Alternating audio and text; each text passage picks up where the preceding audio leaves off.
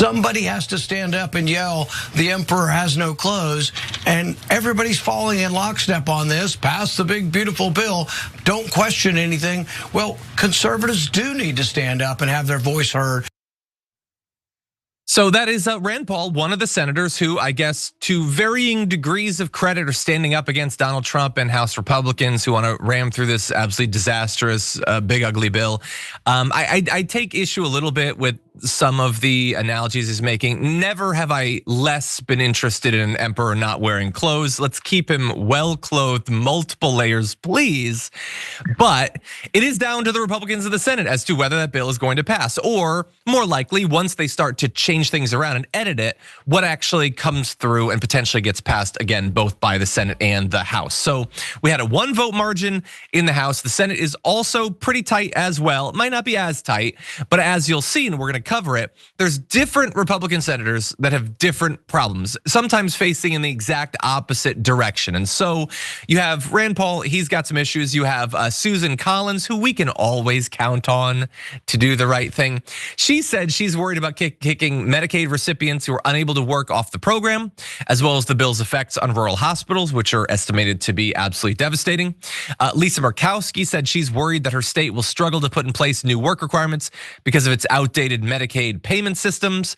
And I'm sure no states, Alaska included, would allow their inability to get the system up and running to stop people from being kicked off. And they would be devastated by that. I mean, they're not going to stand for that, obviously.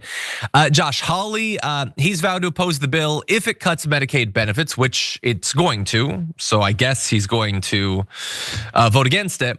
He said he's concerned about new Medicaid copays, which he dubbed a sick tax, which I actually like that rhetorically. I think that's pretty good, because they're not just gonna be kicking a lot of people off of Medicaid, they're also gonna be charging people who make very little money to begin with more just for using Medicaid, shifting more of the cost onto the people who have the least as they hand trillions of dollars over to the wealthy. So look, that's the big part of Medicaid. It's not the only part that some of them have issues with. There's also the clean energy cuts. The House bill would scrap tax credits for wind, solar, and geothermal energy that Democrats passed under Joe Biden. Murkowski and Senator John Curtis of Utah and Tom Tillis of North Carolina, as well as Jerry Moran of Kansas, warned in a letter to John Thune, the majority leader, last month that they had concerns about such an approach. And then there's other things. Katie Britt, Josh Hawley are also pushing for bigger tax breaks for parents with children. And so that's good. And then you also have the people who want even more to be cut, or want the tax breaks for the billionaire class to be even bigger. So, it's moving in a lot of directions. It's a whole bunch of cats all in one bag. We don't know exactly what's going to come out of that once the bag is opened up, Yaz.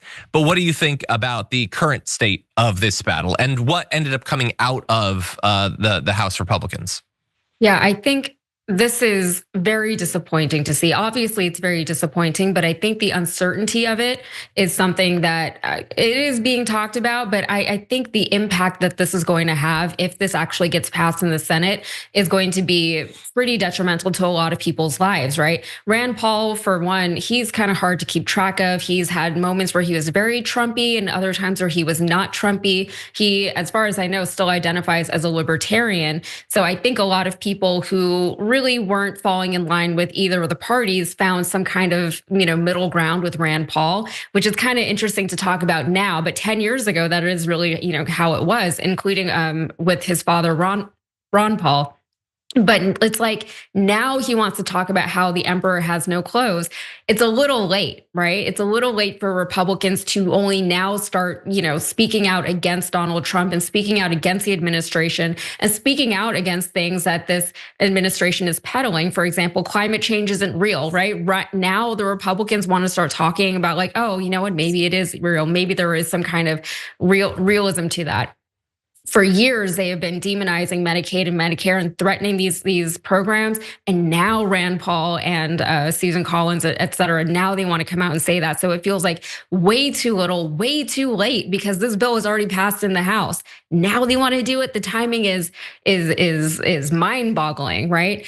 They are trying to put the forever chemicals back into our water now on the climate front, on the environmental front. They're selling off our national park land, right? They're undoing years, decades really, of activism that fought for things like cleaner air and cleaner land, cleaner water supplies and cleaner food systems, right?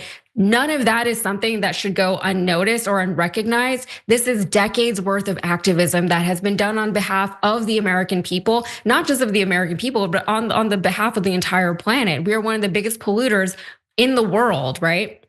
And so the things that we do here regarding our climate has impacts around the world. And as much progress as we have made in those fields, especially with things like cleaner energy, with hydro and wind energy and solar energy, rolling all those things back is really just a slap in the face of so many people. I mean, like, I grew up in the 90s and we were learning about how the coral reefs are dying back then. We were learning about global warming and its effects back then. This is 30 years ago. And so all of that work that has been done since then, since before then, really, it's really sad to see.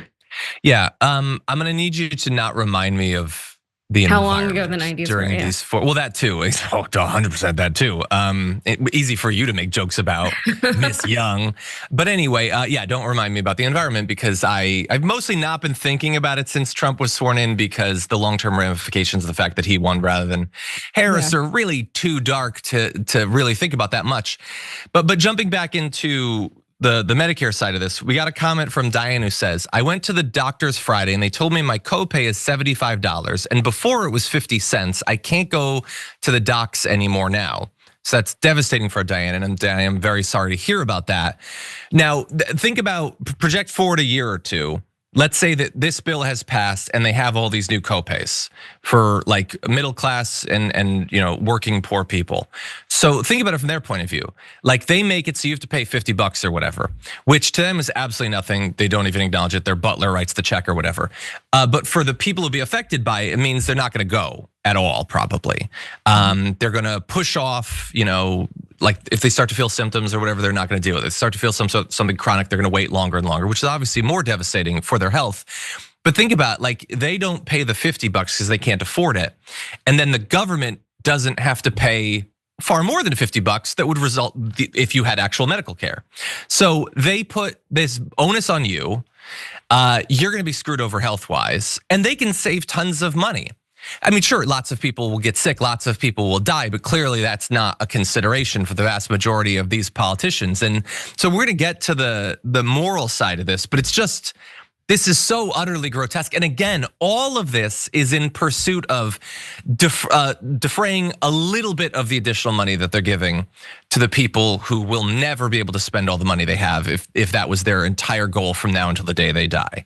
How deeply, deeply immoral this entire enterprise is. Now, Ron Johnson, will close with this, says that there's enough opposition in the Senate to potentially hold up the bill. Okay, good.